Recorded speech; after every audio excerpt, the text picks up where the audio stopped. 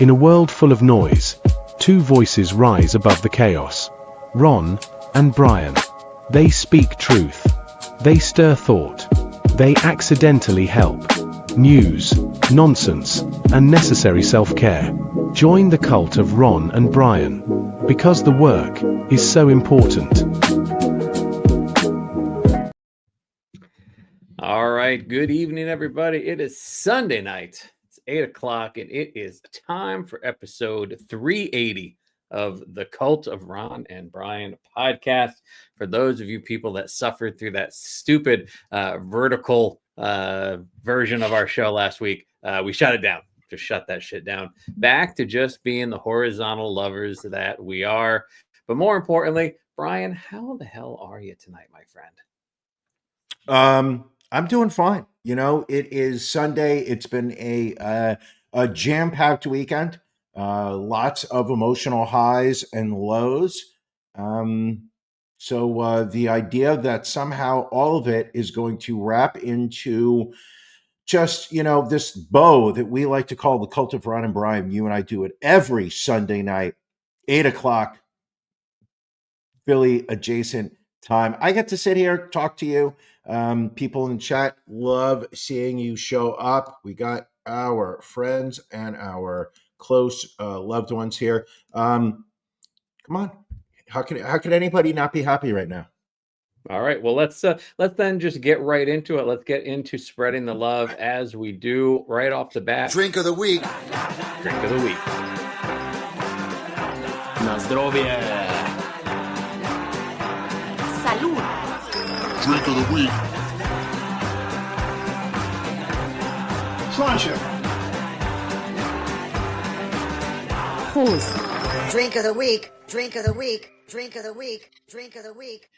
Brian, what are you drinking this week? I am being responsible. I'm drinking water. H2O. There's no alcohol. Last night, as friends of the show know, I attended AEW Full Gear at Prudential Center. I do believe that the, how do we say this? The Stella Artois beers that I was drinking, I believe they were tainted. I have gone to the bathroom probably about 5 times today. I believe that the digestive system has been poisoned by some of that. So I'm wisely sticking to water. Got to keep the brain sharp for this episode. I don't know what different angles you're coming at me with, but I got to keep my wits. I can't have them dulled by alcohol. I'm like William Wallace at the end of Braveheart. No. Don't give me the elixir that's going to dull my senses. I want to. This is like a boxing match with Sugar Ray Leonard. So is it tap water? Is it a Brita? Is it Topo Chico? Like, is it what are we drinking tonight? Oh, this is water that's been put. This is tap water that has been put through a Brita filter. And how is it? So it's delicious. According to my lady, the water that's been put through a Brita filter is not technically filtered. She's like, it's all filtered. So we don't argue with her. There you go. Wise choice. Yeah, just blow your nose in the middle of the show, Brian. That's fine. People want to see that. People want that up close. Do people want to see me blow my nose, or do they want to see like something glistening that just starts over here? It's like a little dot, but then becomes a trail down to my. I think we know they'd like to see that so they can make fun of you later on. It's fucking hurtful. I know. Fucking hurtful. Ron, what are you drinking? So, Brian, some people this weekend, they busied themselves with handouts from friends, not really putting cash out there, not really supporting business, just kind of glomming off people. Not me, Brian. I did the work this weekend, went down to the sneak preview of the Christmas Village down in City Hall and Love Park, Philadelphia. That's right, Brian. It's Christmas Village. We don't say Holiday Village here in Philadelphia. We don't cower to the woke mob like they do in West New York, New Jersey. And so I was able to pick up some spirits while I was down there. This first one is from Midnight Madness Distilling. This is their French toast whiskey. It's whiskey with cinnamon and buttery maple. Also picked up from Faber their candy cane flavored vodka. And then to match off the set, this is from New Liberty Distilling in Philly. This is their coffee liqueur. So I made up a little cocktail with all three of these, with a little half and half, a little large rock, and a little shaved chocolate on the top there. So we're gonna take a little taste of these three alcohols mixed together and see how it goes. Let's see here. Now, to me, this is high potential to just be completely disgusting. So, Ron, it's good. oh, It's good. It's creamy. It is buttery, okay. as Joe knows. I like it buttery. It's got a little of that cinnamon kick. You get a little of the sweetness, and you get the coffee aftertaste. That's good. I may have to mix up another one of those for after dark. But kudos to these fine distillers for putting out such a fantastic product. Brian, Yes, should we keep it moving along? We got a lot of stuff to get to, so we want to crank through all this. So let's get to it. Time for Beef of the Week. Sure.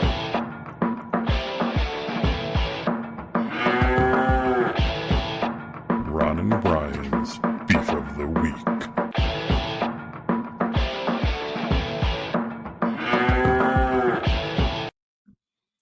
Brian, what's bothering you this week? I'll tell you exactly what's bothering me. It is, how do I put this politely? It is recent, how do I put it? I'm going to say it. I'm coming out just direct because I'm not going to, I can't. Direct, huh? I'm not going to just ramble. It is What's people, the occasion? It is Americans. It's Americans who just fall victim to health fitness fads, who are not really dedicated to doing the work, but really are just sitting there being like, you know what, I'm going to jump on whatever the cool fitness fad is. I'm going to do this for a couple weeks and then I'm going to give up and, I'm just going to, not live my healthiest life for a period of time. Then at some point, a new fad's going to come around and then I'm going to jump all over it. I'm going to just rub it in people's faces how healthy I'm being, but really, So kind of like moving from New York City to New Jersey, that kind of fad that people. That is a life change. That is not a fad. I'm here to stay. Especially with Mamdani's social communist New York City, there's no returning to it.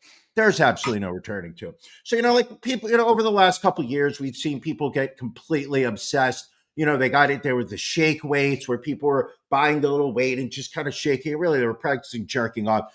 People were going to their Zumba classes. They were buying the Fitbit so they could track their 10,000 steps. But the newest fad that is going around that I feel is just just embarrassingly terrible. Ron, not sure why you're smiling. It's this. It's the weighted vest. It's the weighted vest. There is absolutely no scientific backing that says I'm going to be healthier because I've strapped 10 pounds of weight to the back. Well, the idea that you're doing fitness is that you already have too much weight on you and that your heart is straining because having extra weight on you is not healthy. The idea to put that somebody would go out and spend their hard-earned money. Like, I'm assuming not everybody is hard-earned money. Some have just, accumulated wealth while working from home, pretending to make, pro formas. But the very fact that you've got Americans out there spending money on quote-unquote weighted vests so they can pompously go out into public wearing these things just to let everybody know, oh, I'm living a healthier lifestyle. I'm all about being healthy. And it's so hollow that as an American, as a blue-blooded, red bleeding American, I I see this from people, and there's no way I can take this seriously. I realize they're a mockery of of health in general. They're not walking into it with a healthy mind, and therefore they do not have a healthy body. So to me, Ron, my beef of the week is Americans who are more invested in fads than they are in health. All right. So I will add, this is me with my 12-pound weight vest, wearing it around the house, carrying a little extra weight, getting a little more buff. And I will say, both of us this week That's received you? the double Wait a second. jab. Is that a picture of you, Ron? We I both just got we I both I got the COVID vaccine. We both got the flu vaccine. Some of us in this podcast, it was sleepy time for us after those shots. I'm gonna go home after work and I'm gonna sleep on my couch for 7 hours. In the meantime, I get my shots. Next day, I'm up. I'm making breakfast. I'm wearing the weighted vest, and then going out and doing a 90-minute kettlebell class while you were sitting there sending me videos from your toilet. as I said, those beers were poison. So I spent quite a bit of time this morning sitting on the toilet. And like you notice when you're not your stomach is not in good shape because the turds that are coming out are not solidly formed. Like they're solid, but like they slide right out watery in material. Ron, you know what I'm talking about here. Right. Good question from William. Is it more difficult to carry the championship belt with the weighted vest on? It is not. It is an honor to carry the belt. I fear should Brian win the belt, if he had to carry it around for a few hours, he'd probably have to have sleepy time all over again. Oh, I'm going to have to go lie on my couch because I had to carry it. Ron, Dom says cut it off. Too much information. All right. Is that it? Is that your entire beef of the week? Yeah, why? What's it? Right. Just before I started mine, I just wanted to make sure you were done with whatever it is you were saying. All done. Ron, yes. what's bothering you? So my beef of the week, Brian, is ADP. You're an HR person. You've worked with a lot of payroll companies, I have assumed. Are you currently working with ADP? No. ADP is one of the few companies that openly says that they will not allow my company to process payroll via ACH, and that we're going to require us to wire. And we're like, yeah, no, we're too big of a company. We're not doing that. To go. They're horrible. They're absolutely horrible. Anyway, so walk me through your experience. So at my company, we have our 401k through ADP also. And we recently, earlier this year, we redid the corporate structure, which required us to open a new 401k, had to transfer all the funds from the old 401k to the new 401k. Apparently, our customer service rep screwed something up, didn't do it right. Like sent out an email and was like, "Oh, sorry, I can't do this now. Now these people, which is pretty much everybody in the company, have to call this 800 number and speak to our other customer service department to get this taken care of." So I call, and it had to be done by like Wednesday of this week. So on Monday, I call, get the message like, "Hey, your wait time shouldn't be any longer than 20 minutes." Outstanding. But we'll call you back. Just press 1. We'll call you back. Okay, not a problem. Press 1. About 20 minutes later, phone rings. Pick it up. Hello. Hi, this is ADP. It's a recording again. Sorry we missed your call. Try back later. And then hung up on me. Oh, I'd be so pissed. So I call back. Now it's like, oh, your wait time shouldn't be any longer than 30 minutes now. Well, you know what? I'm just going to stay on hold now. I'll do some work while I'm holding. Finally got to speak with someone, explain why I'm calling. I'm like, we have this terminated plan. You got to move the money over to the new plan. She's like, I don't see any money in your old plan for you. Well, then could you, and I'm trying to be nice, Brian, trying to be nice. You know how tough it is for me. I said, well, can you explain to me then why one customer service person is telling me there's money there, but you, another customer service person, is telling me there's no money there? Well, can you hold for a few minutes? Of course I can hold for a few minutes. So I hold. She comes back. She's like, all right, I figured out what they're talking about. I'm going to email you the form you need to electronically sign. I'll stay on until it gets signed. So a few more minutes goes by. Get the email, sign it. think I'm done. She's like, all right, we'll take care of everything from here. So that's Monday. Everything ends Wednesday. We have to be done on Wednesday. So Tuesday, I'm thinking, hey, I'm set. Wake up on Wednesday morning. I had an email from ADP at around midnight the night before saying, Ooh.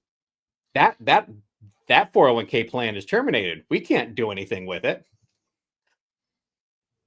So then I emailed the original customer service rep and said, hey, you told me this. I called. Here's the copy of the e-signature. And then here's the copy of the email of your people saying, no, we can't do anything about it. Can you help me out and let me know how you're going to resolve this for me? So that was Wednesday. Thursday, I sent another email. Hey, never heard back from you. If you could get back to me today, I'd appreciate it. Nothing. Friday, another email. Listen, I don't mean to be a nudge. I'm like, this is 3 emails now. Nothing. Still have not heard back. With your retirement savings. This is your retirement savings. This is not, we're not talking about a $500 certificate of deposit with I couldn't even tell you how much it is. I could not. She doesn't even know how much it is. She fucked up so badly. I don't even know how much money was left in the old account that wasn't transferred to the new account. But just absolutely ridiculous. Okay, well then, now if you currently are working for a company that has a payroll process through ADP, just call your HR department. Tell them to move it.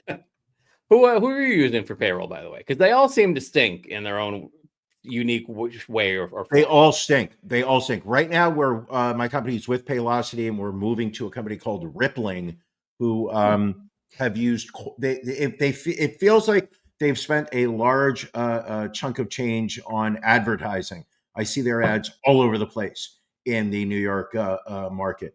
In a couple months, I'll have an answer as to whether they're any good or not. We'll find out. All right. You'll have to let me know.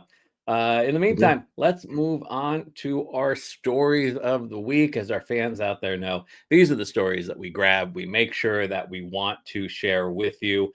Brian, what is your story of the week this week? My story is it carries the lesson of when opportunity knocks, you open the door, you answer the call, you heed the chance for a new direction, a new path in life. Don't always look at things from the perspective you're supposed to. Try to look at it from a different perspective. This is a really interesting story taking us all the way out to Portland, Oregon, where a heartless thief posing as a good Samaritan stole nearly $1,000 from a Portland liquor store while an employee was suffering from a heart attack. Jason Hay, 53, died a week after going into cardiac arrest and collapsing behind the counter while working at Bins and Barrels, southeast of downtown Portland on October 25th.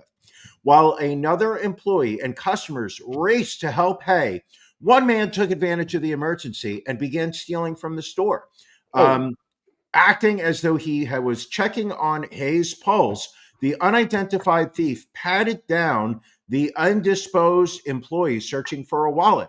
While the other employee called out customers to grab his bag before he was placed in the ambulance, the security footage from inside the store captures the thief taking time to rush to the back of the store and begin his robbery. Wearing a black jacket and red hoodie, he stuffed bags of cash down his pants from the store safe that was left open. Why it was left open? Not his fault.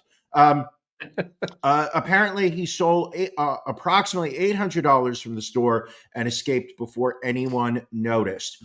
So while we all want to sit there and say, listen, if you see somebody hit the ground and immediately go into some kind of medical event, this does not mean you need to stop thinking about robbing stores. This could be your opportunity to just go on one of the best career heists you'll ever have the opportunity to conduct. This man saw a chance. This man grabbed it. This man walked away with $800. But don't you think it's a little heartless to rob a store when a man is lying dying there? Well, I feel like the only heartless moment that was going on here was the guy having a cardiac arrest. He was heartless. I don't even know. I don't even know how to respond to that, to be honest with you. Well, you can tell me what your story of the week is if you feel that you are just so much better than me. So my story of the week is it's about the dangers of AI, Brian. I mean, we kind of know this, that it's Sure. kind of making some people a little bit delusional. And now there Mhm. are a number of lawsuits that are coming out over this. One by a gentleman out of Canada by the name of Alan Brooks. And I think we have a photo of him here. So it looks like a fairly reasonable man, a man from Canada, 48 years Sure. old. He is a recruiter, so someone in your HR world. Sure. He claims that an intense interaction with ChatGPT put him in a dark place where he refused to talk to his family and thought he was saving the world. He started interacting with it for help with recipes, emails. That sounds familiar. Huh. Then he apparently was exploring mathematical ideas with ChatGPT while doing his son's math homework. And ChatGPT was so encouraging that he started to believe that he had discovered a new mathematical layer that could break advanced security systems. ChatGPT praised his math ideas as groundbreaking and urged him to notify national security officials of his discovery. When asked if his ideas sounded delusional, ChatGPT said, quote, "Not even remotely. You're asking the kinds of questions that stretch to the edges of human understanding." Ron, you like to stretch the edges when you were in college. You were like, listen, I like edging and I like stretching. Brian, you've become quite fond of AI. Have you ever been pulled down a rabbit hole, been stretched to the edge of delusion by them yet? Listen, I'll be the first to admit it here. My use of AI, it bewilders me because I feel that AI is just another fancy way of Googling. And I understand the concept, which is that if you Google, basically you're being directed to websites that carry information, whereas AI will just basically search through its internal database and spit out an answer. So I'm using AI for the exact same purpose that I would Google on my own, and then I use AI to create fake photos, mostly of you. So if there's really, I don't see the benefit or the opportunity for AI. I don't see how it's what the practical uses of it. And I know people, I know people are using it in the workplace, and I'm struggling to see the practical use in my world. Like I know you said in the hotel industry, you guys have started rolling out or looking into. This isn't going towards a joke. This isn't a I joke. know. I see the I'm look. listening to I you. look. I see the no, but I see the I always worry a curl. little bit about you. I always No, no, worry. no. But I remember you telling us a couple months back on how Yeah. the hotel industry was using AI customer service so that people could something you could eliminate the front desk and that AI would handle all your checking in and calling and asking for room service, and you would talk to a voice, but it wasn't a human; it was a computer. That I see as a practical use for AI. But just in my situation, I don't see myself using AI, let alone, so I don't understand how somebody's like discovering new levels of math I with think, AI. I don't get it. I think with AI, I think what people are relying it on is AI can kind of do multiple layers of searching. Within, like you said, I mean, a lot of it could be done by Googling, but it's kind of limiting that number of steps. So, like for example, let's take something that you would normally use Google for in a given day. Um, Sure. Looking for videos of women with big mommy milkers. I know that is a search that you have used previously. So Sure, normally sure. you would have to put that into Google, and that would give you the results back, and you'd have to go through like all of the different pages that pop up. Whereas for ChatGPT, you could put that in like, I want videos of women with big mommy milkers. I want it where I don't need to put in age verification. I Sure. want it where there's some gooning and edging involved. I want them to tell me I'm a bad boy. And then it can kind of narrow that down and like just really hone in on the video that you want to find. Understood.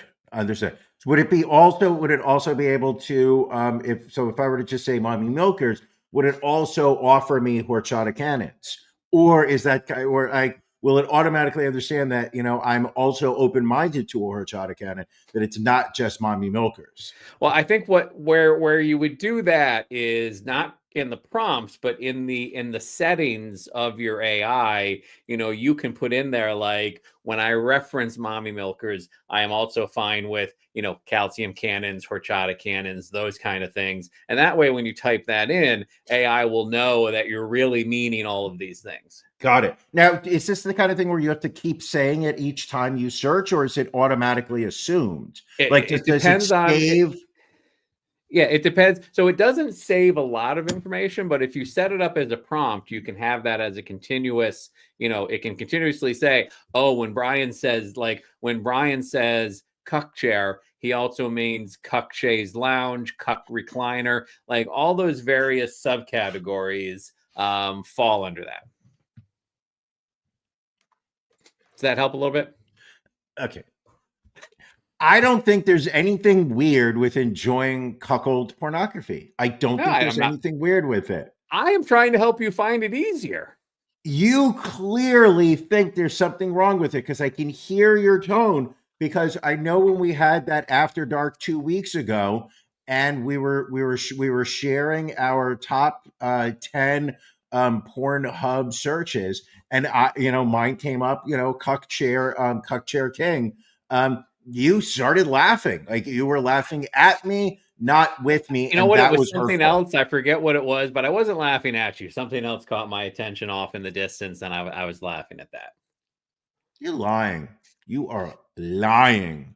Let's stay up in Canada for this next story, Brian, where a decorated Canadian police sergeant with more than 2 decades of experience on the force pled guilty to using the law enforcement database to pursue intimate relationships with around 30 women, including those who were victims of domestic violence, as well as one who was suicidal. This is Robert Eric Semenchuk, age 53, of the Regina Police Service in Saskatchewan.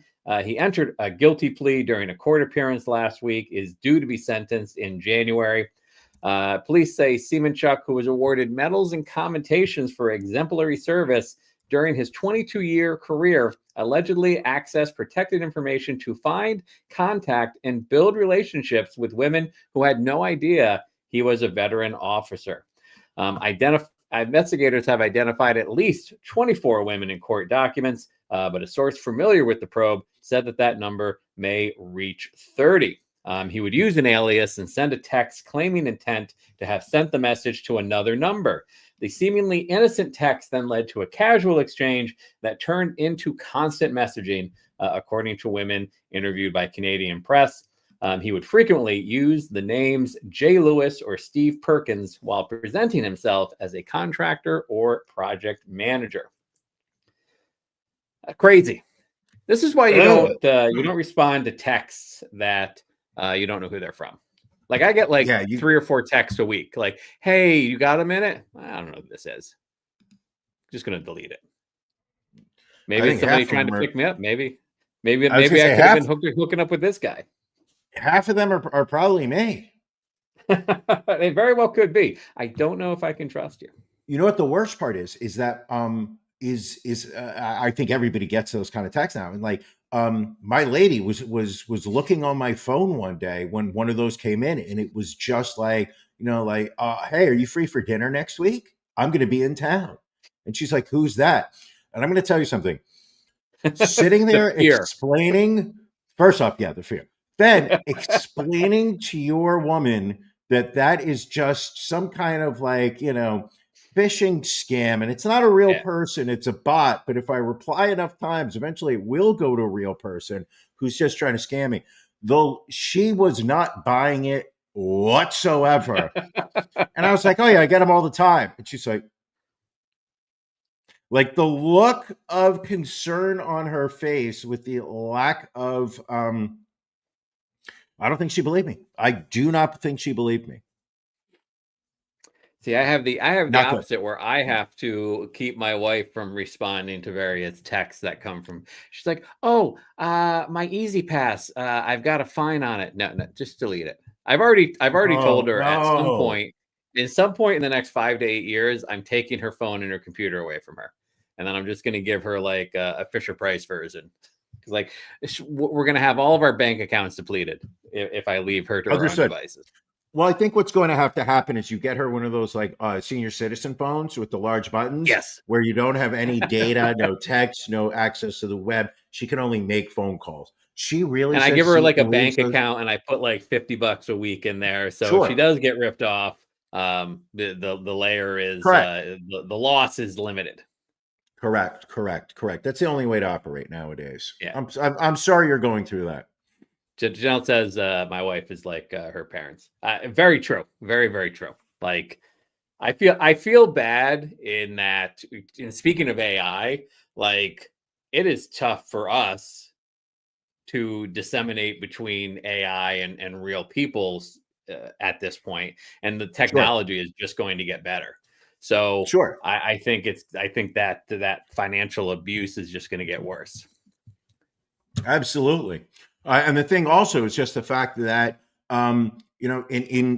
just as all type of cyber crime that we've discussed over the years, it is that the criminals are using technology far faster than the law enforcement is. So the ability that the criminals have, while law enforcement is still trying to catch up to the previous couple generations of technology, the ability that that you've got AI that is calling senior citizens with, "Hey, I'm calling from your bank, and we've got an overdraft. You need to send us some money right now. Right. This is the I read an IRS. Call us back, otherwise, we're going to put a lien on your house." I was reading an article the other day, and the point this guy was making was, since the pandemic, we've gone away from in-person meetings, and we're doing more things over over Zoom and Teams and Sure. whatnot. He feels that this advance in AI will kind of push people to be meeting face to face again. Because like if you're gonna buy something for your company, are you going to get to a point where you don't trust the person on the other end of the phone or the Sure. other end of the Teams call unless you're able to Sure. actually see them face to face? Of course. I don't think that is so outrageous. And at the same point, if you told me, "Hey, let's do this show in person," I'd be I wouldn't want to. This is No. as close enough to you as I want to get. Wow, that hurts. Is it as close to that title belt or that title belt as you'd like to get? Fuck you. Next up, Brian, you've got a little Dine and Dash Diva Oh, in Brooklyn yes. there. A few articles this past week about her. This is Pei Chung, age 34. She was busted 5 times since late October for ordering hundreds of dollars in food at top restaurants, then claiming to be an influencer willing to give them publicity in exchange for free meals. She was charged each time with theft of services. Then, after she was arraigned on Friday, she was then arrested twice on Saturday at Sea Thai and Michelin star Italian hotspot Misi, and has since given supervised release. On Monday night last week, she took to Instagram to post photos of a platter from popular Israeli restaurant 12 Chairs, where she walked out without paying her bill. Brian, should they just throw her in jail and get rid of the key? Well, first off, yeah, at some point you're going to have to show some level of punishment towards this woman. Otherwise, she's just going to continue believing that she can go to expensive restaurants, order food, and leave. The update on this, and this is the part that I find, first off, almost on a daily basis, this is making the news. The local news, Channel 4, I watch it. They've got some update, but what I find fascinating over the past week is that when she, first off, the woman, give her credit, either she wildly doesn't understand the American legal system, or she's just going to keep doing She just this. doesn't care. Almost every night this week, she has gone out to dine. She's living in Williamsburg. I believe her landlord is former New York Governor Eliot Spitzer. I saw earlier on the Post that he was starting eviction processes with her. But what I love is this. Is that New York diners, when they see her enter the restaurant, are now taking out their phones, videotaping her, alerting staff, hey, that is the Dine Dasher. Keep your eye on her. The places will immediately go up to her, notify her that they're on to her. She will then run out of that restaurant with her jacket and whatnot, try to go somewhere else where different diners are recognizing her, alerting that. So she's getting like run out of restaurants throughout New York. Street justice is happening. Yes, correct. It feels #Asian hate, but I just, I have to say, you can't go to a restaurant, order food, eat the food without expecting that you're going to have to pay for it. Doesn't work that way. And Janelle mentioned she had hit up Peter Luger. According to a manager at Peter Luger, she offered sexual favors to pay off her bill. So just a weird story that we'll have to keep following and see how this plays out. Unbelievable. The nerve of some people, Brian. Listen, it's tough enough to meet margins and make money in the restaurant biz these days, and then you have this nonsense going on. Listen, rumor has it that our podcast Instagram account was spotted on her follower list. Not sure how that happened. You have to imagine the inevitable Netflix or Hulu documentary will be following soon. Of course. She's very fashionable. Right. I'm not saying that I think she's fashionable. The fact that I can see all of her ribs, it's on a good side. Clearly, she needs a few more meals because she's skinny as all get out. Well, that's because these other diners are not allowing her to eat. They're throwing her out before it happens. I do love one thing I love about New York City is when people in New York City hate the upper class, but when somebody like this is ripping people off, they will all gang up and make sure she doesn't get anything for free moving forward. No, we're good. We're good like that. All right. Here is a segment we haven't hit in a while, but we need to. It is But the Drag Queens Are the Problem. We had a first in this segment a few weeks back when we had an actual drag queen that was the problem. The first in the 27 years that we've been doing this bit. So let's go through. Brian, do you think there are more drag queens that we will be talking about this week? There have to be drag queens. This is a talking point for the far right. There is a general fear of drag queens and the effect that they're having on the children. So clearly, we wouldn't have this bit if there were no drag queens that were ruining American society. Well, let's take a look at this first one. And it is, I'm sorry, Brian. It is a former Connecticut school paraprofessional who admitted to texting an 11-year-old boy nearly 5,000 times, coercing him with gifts including Apple AirPods and caffeine before sexually assaulting him.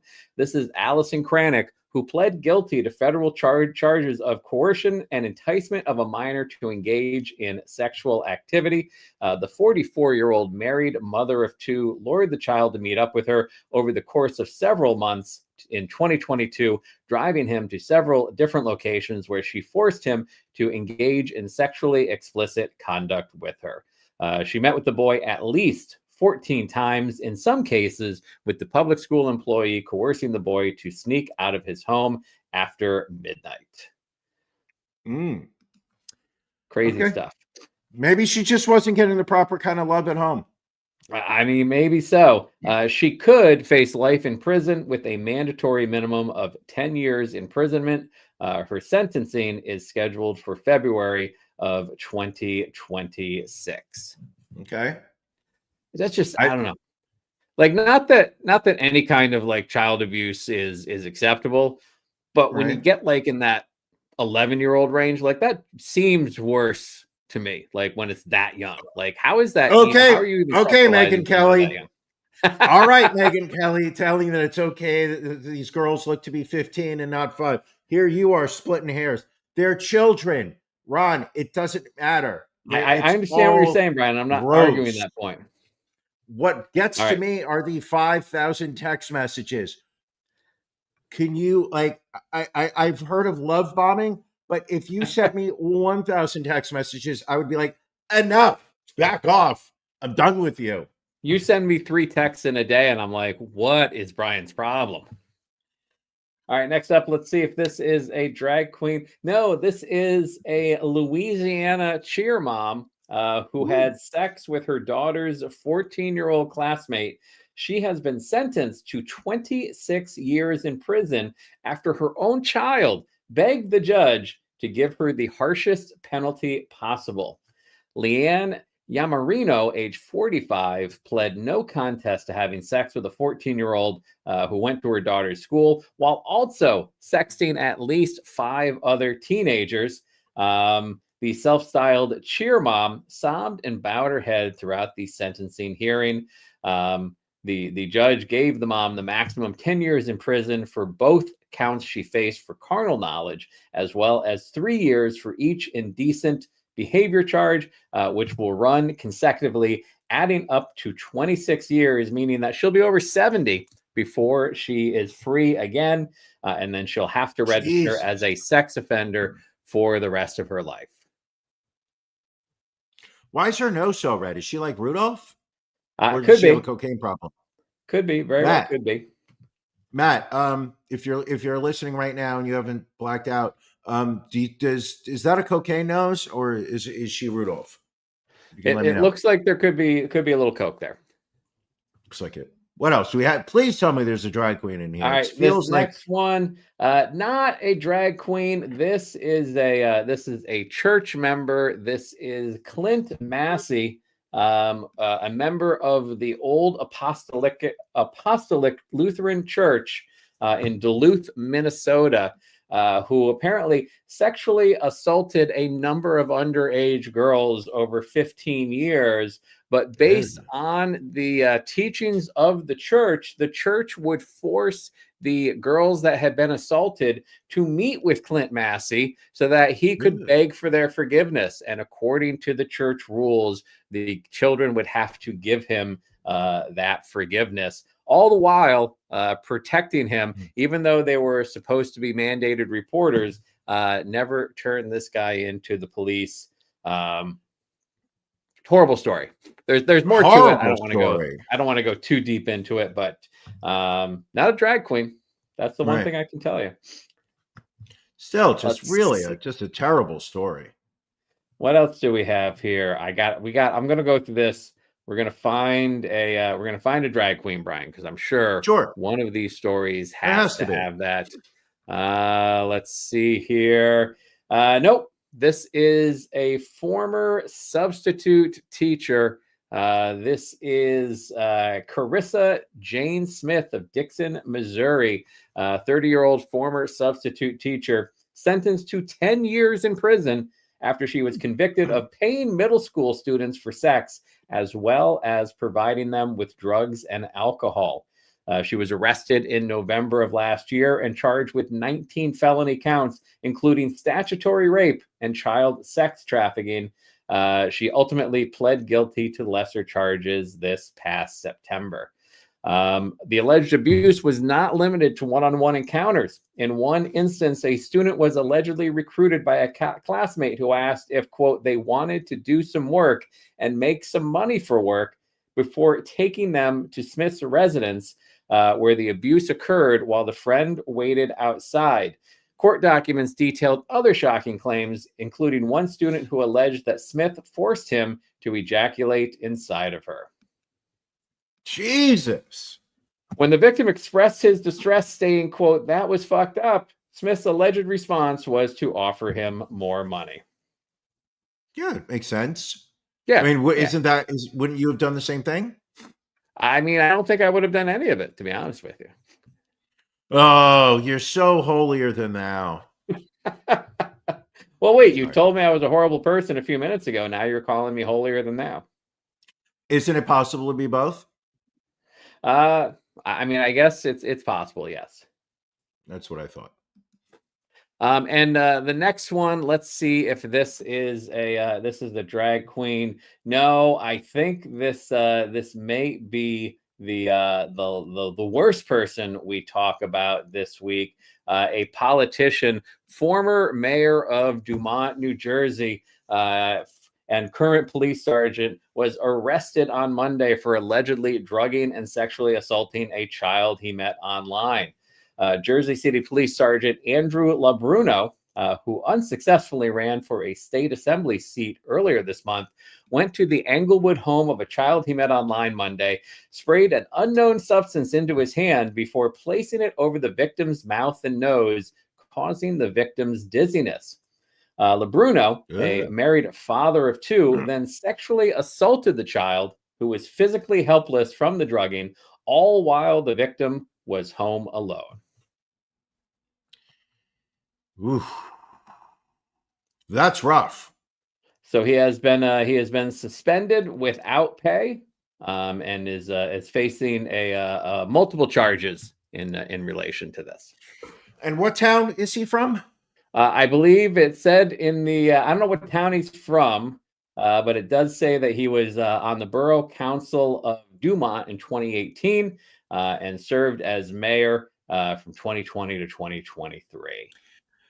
The borough of Dumont? I always thought Dumont was a city or a town. No, it's actually a borough. I don't know what the difference is Really? between like borough, city, town. I don't have all these Listen, these I answers for you. don't understand the ins and outs of New Jersey municipalities. William Esquire is our in-house expert when it comes to New Jersey municipalities. He may want to chime in on this issue, but he may be too busy right now. But that's a pretty gross story, Ron. Pretty gross. I mean, is it similar to how, Pennsylvania is a commonwealth while other states are states? Like, that part I don't get either. There's a lot about Pennsylvania nobody understands. Yeah, it's confusing to a lot of people. Yeah, the very fact that you allow Kensington to exist. All right, next up, we have a Wisconsin teen who weighed just 35 pounds after he was rescued from a house of horrors where her grossly obese family allegedly kept her prisoners for years and withheld food as punishment. The girl was so emaciated that she was mistaken for a 6-year-old when police pulled her from the Oneida trailer where she lived with her biological father, 47-year-old Walter Goodman, and his wife and her family. Goodman called 911 dispatchers back on August 21st, asking for help when his daughter became violently sick and comatose after going days without food, with the dad claiming she was autistic and had refused to eat for days. Here is a lineup of mugshots of the family, clockwise from top left: Walter Goodman, Melissa Goodman, Kayla Stemler, and Savannah Lefevre.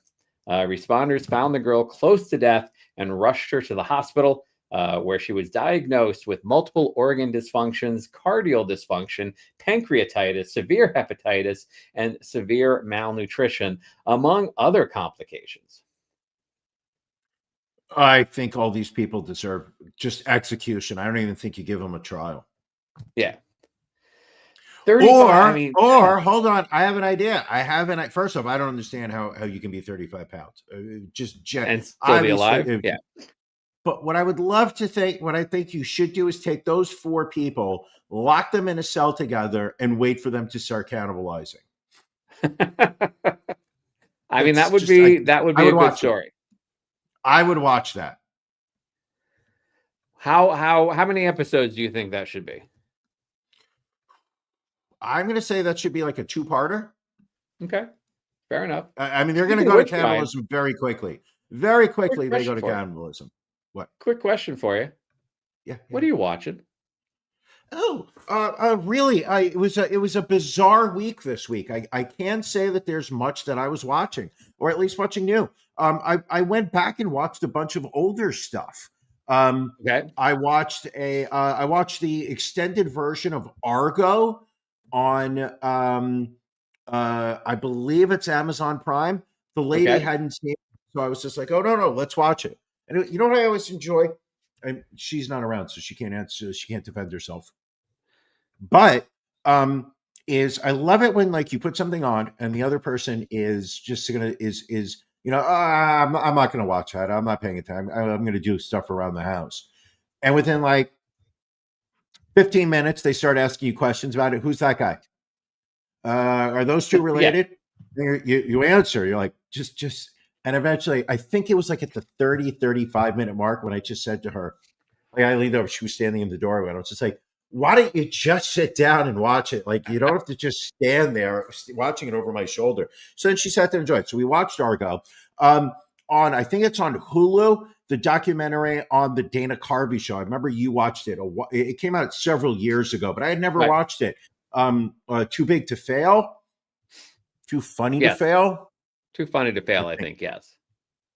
Too Funny to Fail. Watch that. Have not seen the newest episode of Pluribus. So don't tell me if it got better than episode 3 or not. That's pretty much it.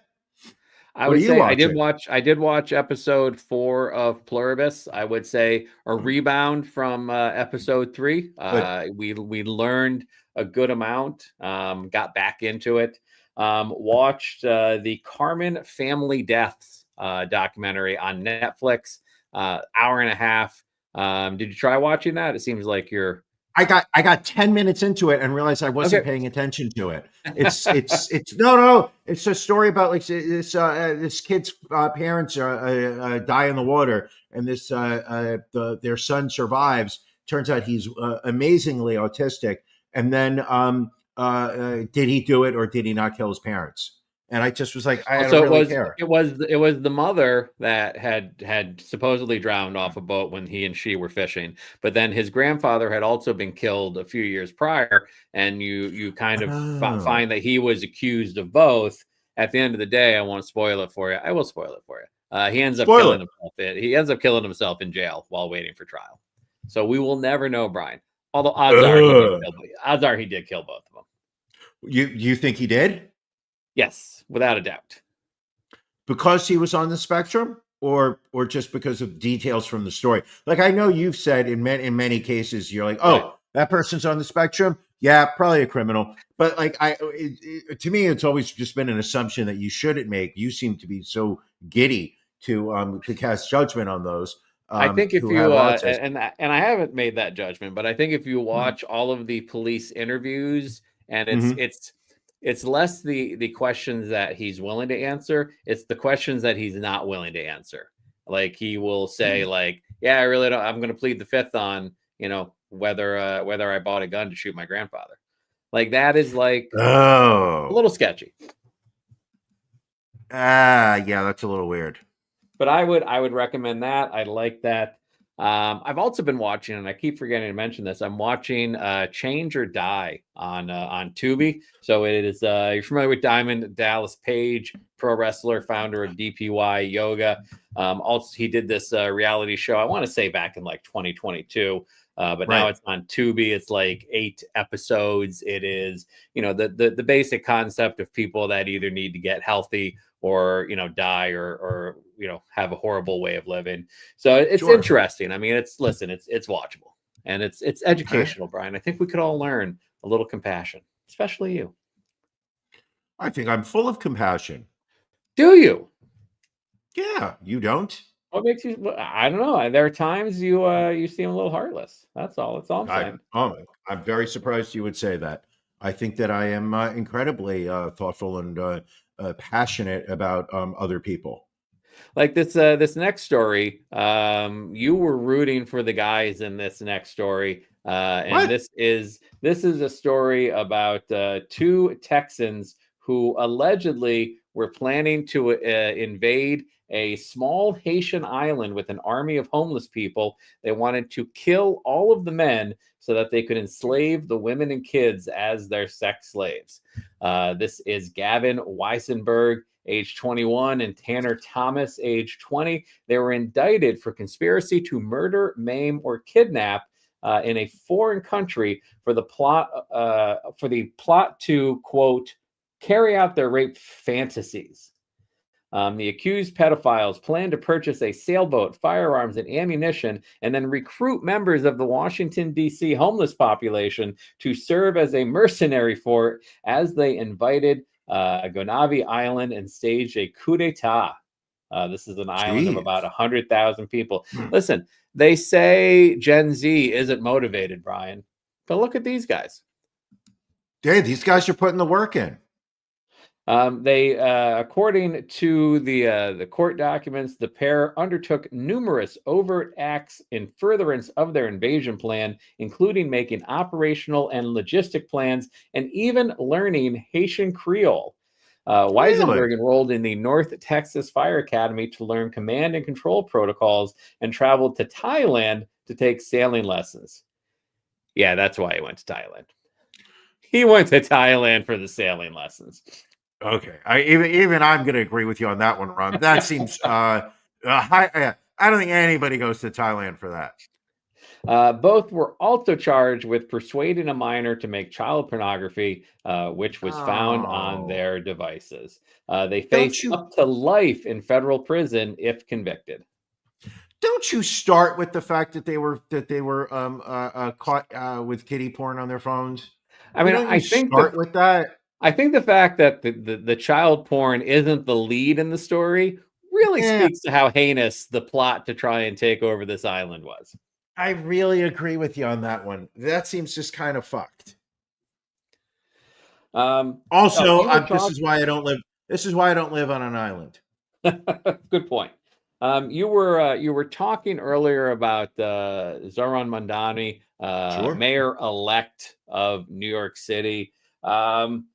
Quite a visit he had to the White House. Yes. It appears that Donald Trump has a new lover, and that new lover is Zoran Mamdani. Like the looks that Trump was giving him in the Oval Office after they met, he was going to give him a Bill Clinton special from the looks of things. Oh, come on now.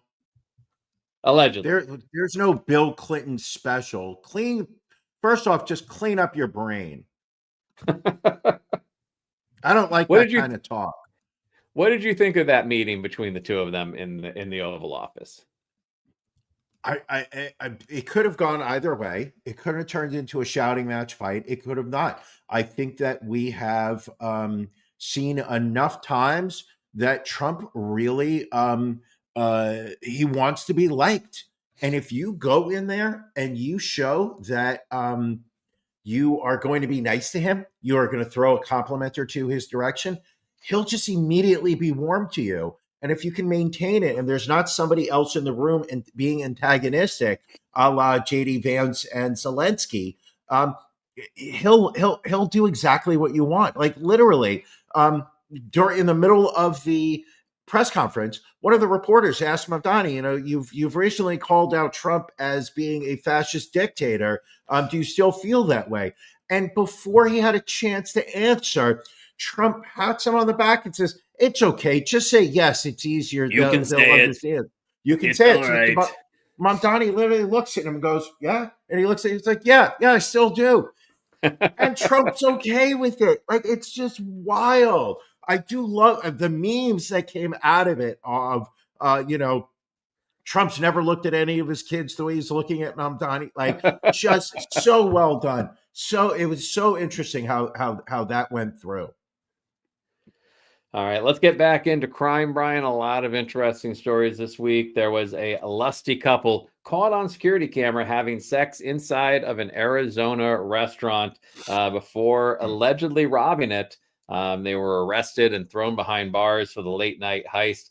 This is Carissa Sukanik and Brian Morrow. They were hit with third-degree burglary charges after breaking into Mon Cherie restaurant in Old Town Scottsdale around 4 a.m. on October 25th and making off with $450 in cash, an iPhone 5. That's got a street value there, and a bottle of Bacardi rum. They also trashed the Rose-themed eatery, but not before surveillance cameras caught them getting it on among the floral decorations on the outdoor patio. They got caught in the moment, and maybe it was kind of romantic, but modern day Bonnie and Clyde. Owner Lexi Kaliskan told local news last month following the break-in.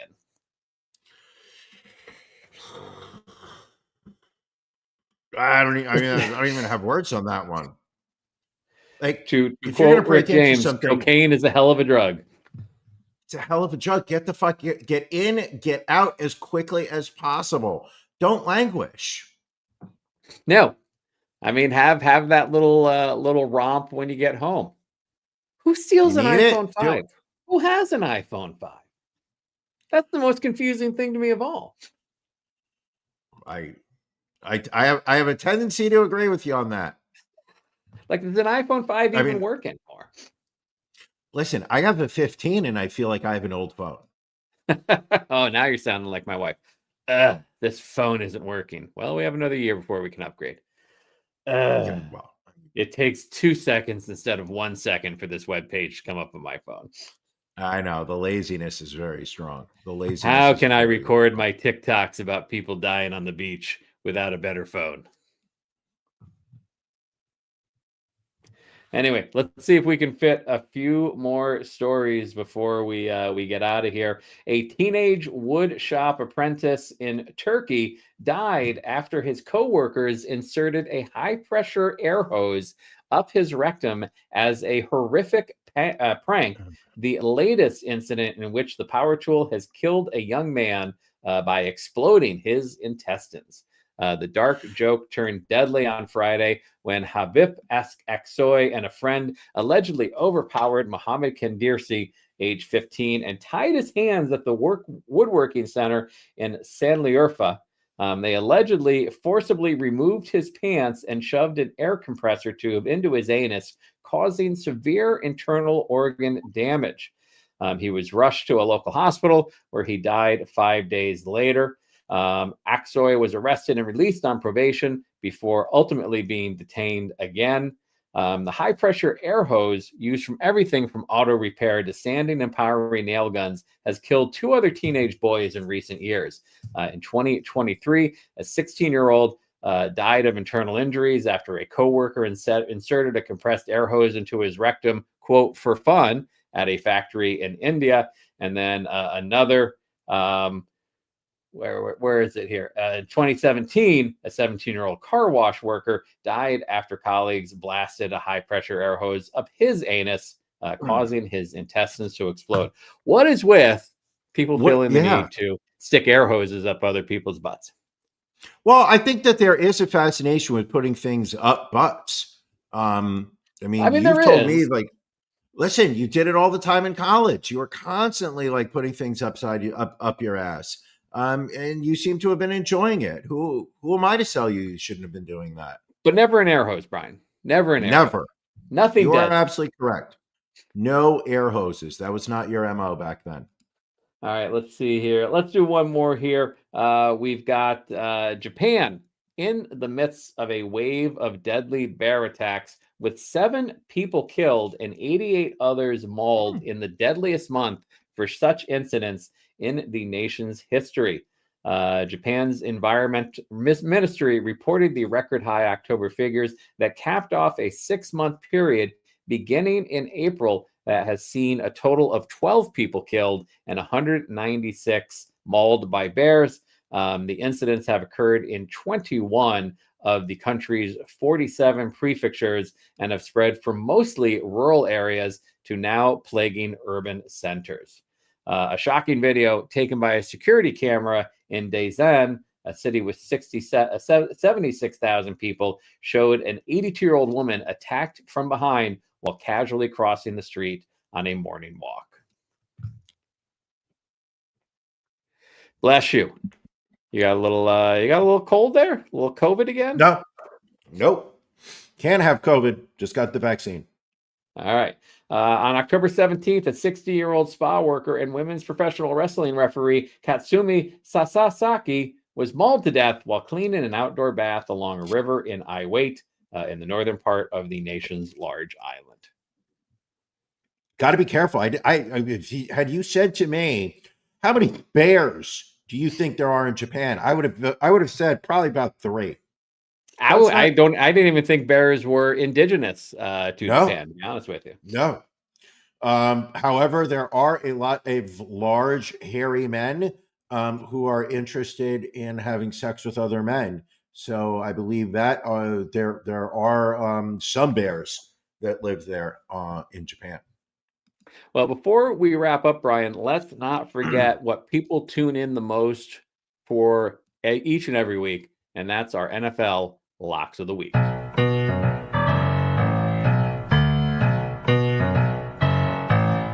Locks. I got to say, Brian, this was probably your closest that you came to losing that perfection. You had New England minus 5.5 versus Cincinnati. New England wins by 6. You scrape by with just a half point. And then you had the Indianapolis Colts plus 3.5 versus the Chiefs. Chiefs winning in overtime, 23-20. Again, another half-point victory. Coming close, but still sweeping the week, and you are now sitting at 24-0 for the season. Kudos to you, my friend. Were you nervous at all watching these games earlier today? The only thing that was making me nervous was looking at your picks and seeing that you were also going 2-0 and saying, was this the week that I was going to fall behind you? I like being behind you, Ron, not when it comes to our locks of the week. Ron, last week you took the Jaguars laying 1.5 over the Cardinals. You said this was going to be an easy victory. Jaguars win 27-24. Also saw the Raiders as 2.5-point favorites over the Browns, and you said, fuck the Raiders, take the Browns. And the Browns win 24-10. You also went 2-0. You're up to 24-0 for the season. Ron, how are you feeling as you continue this unbeaten season? Listen, it felt risky. Shedeur Sanders starting for the first time for the Cleveland Browns. But he might be the real deal. And I have to raise my game to keep up with you, my friend. So in that spirit, what are your locks of the week this upcoming weekend?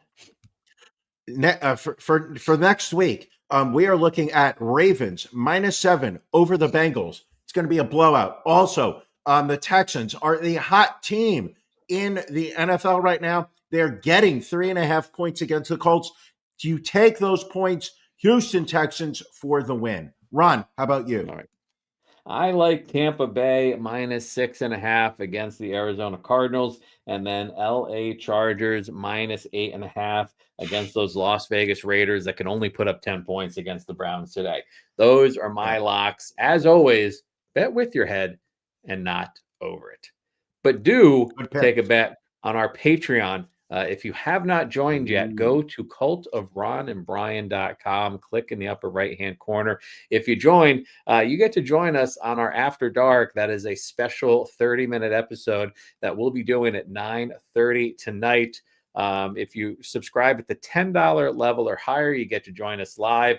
$5 or higher, you get the audio sent to you tomorrow. But it's going to be a lot of fun. We got a lot of hot, steamy stories coming up on the Patreon. And then next Sunday, we have our monthly pajama party where we invite our listeners onto the broadcast with us, and we will have another rousing rendition of Can You Beat Brian? The trivia contest that everybody is talking about, everybody is preparing for. Brian, are you already sweating thinking about Can You Beat Brian for next week? Not at all. I'm not sweating. I'm looking forward to the opportunity to redeem myself, to show the people that I am worthy of their love and affection. All right, sounds good. Anything else before we wrap up here tonight? Not at all. This has been a fun episode. This has been a fun time to spend with you. The only thing that can make it better is the fact that we are doing, we're going to be doing After Dark in a couple minutes. All right. Hey, let's lest we forget, let's wish everybody out there a very happy Thanksgiving this upcoming Thursday. Take that time to eat some turkey, watch some football, have a few adult beverages, and then join us again here next Sunday night. Thanks for tuning in, everybody. We'll see you later. Thank you for joining us for the latest episode of The Cult of Ron and Brian. A non-tax deductible contribution can be made by subscribing to our Patreon. Visit cultofronandbrian.com and click on Become a Patron. We'll see you again next week.